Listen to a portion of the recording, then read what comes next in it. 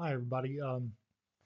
Today we're going to be looking at Creo Simulate Basics. This is just a 30-minute introduction. It's intended to be a little bit of a primer and just a teaser for you guys so that you can see what this stuff is, maybe learn a little bit, and maybe get interested, no doubt.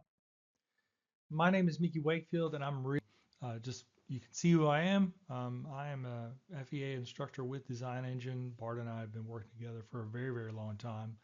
I have nearly 30 years experience with various CAD, CAM, PLM, and what we generally say CAX solutions. I have a focus on simulation. That's kind of where I started. And I've used very many different finite element tools throughout my career, Creo Simulate being one. You can reach me anytime if you like at mickey@designengine.com, and I'll be happy to answer any questions that you have or help you out if I can. Now, you might want to be thinking about like, what is a finite element exactly, and why do we even have it? Now, I won't bore you with mathematics. In fact, I wrote a book some time ago called Finite Element Analysis, Everything You Need to Know Without the Maths, and I attempted to give you a little bit of primer on FEA theory without having to go into things like stiffness matrices, or anything like that. But if we have a very simple kind of geometry, like a cantilever beam, and we hold it on one end and we push on the other, some of you may remember that deflection will be the force times the length of the beam cubed, divided by 3, the Young's modulus of elasticity, and the moment of inertia.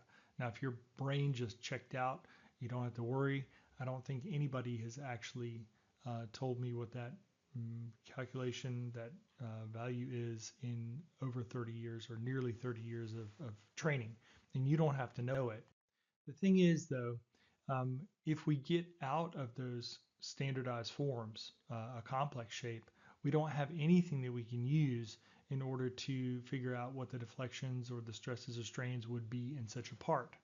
And so a very, very long time ago, somebody came up with a really good idea, and they said, okay, I don't know what that really complicated shape is, but I do know for a very simple shape, if I hold it at the bottom and push it to the top, I do have an understanding about how that part deforms in this particular case. So what I can do is I can take my complicated shape and I can split it up into a lot of these really simplified forms. In a nutshell, that is what finite element analysis is doing, and Creo Simulate is no different from any other finite element tool. And what you learn here is applicable to all other finite element tools. As a matter of fact, I would go so far as to say is if you can use Creo Simulate properly, you will be able to use every other finite element tool properly right off the get-go. They all pretty much look the same. Now, I will point out that when I used my little analogy here, I used little squares. Remember that we were working in 3 dimensions. We're not talking about 2 dimensions, and that in particular with most finite element tools, we are currently today working with tetrahedral elements. These are 4-sided pyramids. Creo Simulate is a little bit different here. We use several different shapes of elements, but for basics, we should just stick to the fact that, remember, we're working in 3 dimensions here. And we're actually tracking deformations not for elements, but for particular points on those elements. And these are highlighted here, and these are called nodes. You don't have to understand all this stuff, but this is very typical of the sort of thing that we discuss in our theory section in our training courses. And you'll come out of those knowing more than 95% of finite element users out in the market today, and you'll be better off for it. Now, Creo Simulate, what is it? For some of you that have been around quite a long time, Creo Simulate is the new and updated version of what used to be called Pro Mechanica. Pro Mechanica was a long time ago was a separate corporation. It was separate to PTC, I believe, and was eventually integrated within Creo. At the time called Pro Engineer, and when they made that change, they also changed the name to Creo Simulate. But it's been around for a very long time and is still one of the most common finite element tools in use around the world. In fact, I believe it is the most commonly found finite element tool worldwide. A lot of people don't know that. Why is it so common? Because it's integrated into Creo Parametric. It is everywhere. Many of you have a license of Creo that has at least some Creo Simulate associated with it, and it's native in the CAD model. There's no translation, no separate pre-processing. It's really nice, and it's really done well. Now, when Creo Simulate first came out, this was very unusual. In fact, they were probably the first. But in years since, most of the other manufacturers have followed suit and have similarly integrated tools with their CAD systems as well. I will point out, though, that Creo Simulate is uniquely, deeply integrated and can provide very high-level finite element capabilities that most of the others do not. And so I'm still a big fan of Creo Simulate, despite all the Johnny-come-latelys that have come along since then. It has comprehensive physics coverage with all kinds of different analyses and even high-end analyses, which are not commonly available among others. For those of you that are in the know, one of the things I really like about Creo Simulate is that it provides a full element palette, not just volume elements, but also shells and beams. These are things that other tools do not have even today. If you don't know what that means, don't worry about it. Creo Simulate uses a technology that they call P-element solver. You have to know a little bit about the theory and about the maths, what that means, but it does mean that Creo attempts to give you pre-evaluated results in such a way that in most cases, for most situations, you can trust the results that you see in Creo Simulate. I am a bit hesitant to say in all situations, but if you understand the theory and know what you're looking for, you'll be able to make use of these results properly. And that's the most important part about what we do inside of our training courses, right? The key benefits of using a tool like Creo Simulate for your process is that you can get things to market faster by being able to test things virtually. You can do things in minutes, which would normally take you weeks. You'll be able to build fewer physical prototypes. That is primarily because by doing analyses beforehand and even afterwards, you'll be able to make better decisions about what is actually going on. What do we really need to test? Why did this part really break? So both before and after building physical prototypes, you get a lot of value out of using integrated finite element tools like Creo. By the way, one of the best things you can do with integrated finite element tools like Creo Simulate is to start testing right from the get-go. Don't worry about having completed geometry. You can make your best and fastest, is that a word, decisions by testing things right at the beginning before everything's complete. That way you won't spend time detailing things that don't need it because they're not going to survive your later physical tests. And of course, having data-driven design decisions makes you an expert in the company and lets you push your ideas further through and much more quickly with more confidence. Now I have a little demo provided here and let you check it out and see how this works.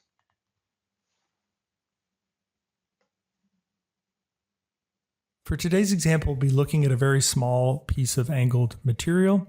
Each leg is 50 millimeters long, 10 millimeters thick, and 35 millimeters wide in total. We enter the Creo simulation environment by hitting the toolbar across the top, going to the Applications tab and going into Creo Simulate. You'll notice that your toolbar now has typical finite element stuff across the top. For the very first thing we're going to do, we're going to add a force to the top of this surface right here. It's going to be 1,000 newtons in the X direction, so pushing it backwards.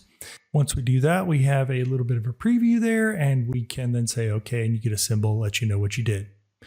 We're going to add a displacement of 0 millimeters, meaning that we're going to fix this thing on the bottom surface. These symbols right here mean that this is going to be fixed, and we can again just click OK, and we get a symbol for that. The last thing we need to do is define materials. And in this case, I'm going to go into the material database. Creo Simulate has several of them. And I'm going to say I'd like to have steel in my simulation. Since your CAD part may already have a material defined, within the simulation environment, we need to make a separate material assignment of the steel part. This allows you to change materials in your simulation without changing possibly released status of existing parts. We're in the home stretch now, and all we have to do is define our analyses and studies. And now I'm going to throw a curveball at you.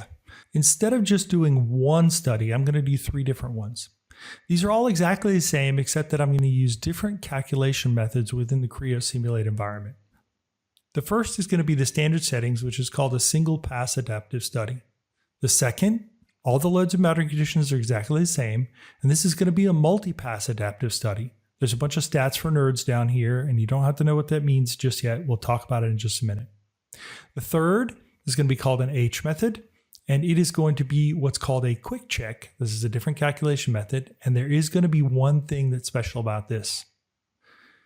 Generally, within the Creo environment, we don't really deal with the mesh too much. In this case, I'm going to override that, and I'm going to place what's called a mesh control on this edge down here. This sharp corner, as you know, would have extremely high stresses, and I'm going to make the elements there much, much smaller. This has both advantages and disadvantages. I just want to show you what can happen when you do it. And again, this is the sort of thing that we talk about in our trainings. Now, it takes me a minute or two to back out of all these dialogues so that I can turn off the mesh.